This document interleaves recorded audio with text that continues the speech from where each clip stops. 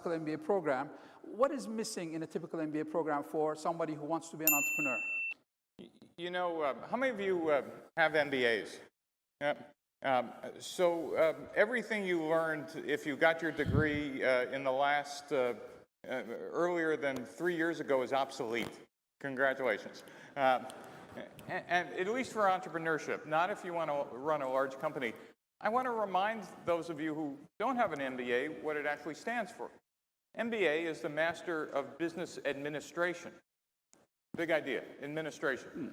The notion of the MBA, first graduating MBA class in the United States was Harvard in 1908, and the notion was to create a management class to run these new corporations that were actually forming in the United States. Steel companies, oil companies, food companies that were actually growing in scale and size, and there wasn't a professional management class. And so we decided to actually have a curriculum to educate administrators, people who could execute an existing company. So the curriculum for the MBA was how to run an existing company. Not to start the one. How to run one.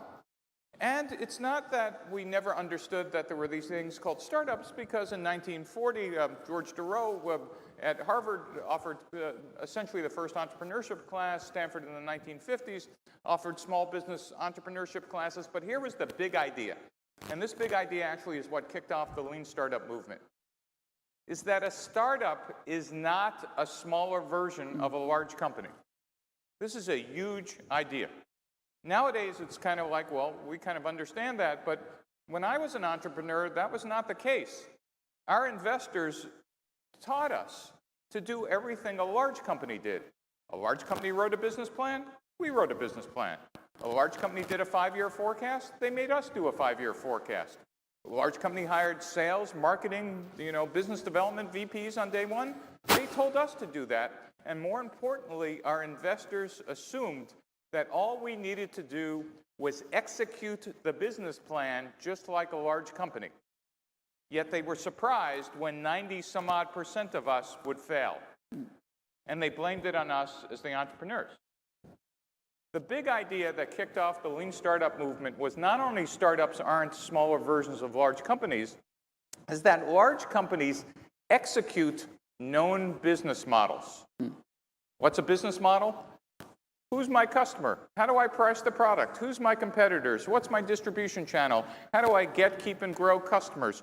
In a large company, you're large because you know that. And therefore, you hire people to execute. But in a startup, the thing that you're all doing, you're actually searching for a business model.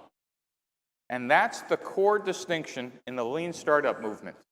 We built tools for 100 years for execution, but we had no tools. We didn't even have a language to describe that what we're actually doing is searching for a business model.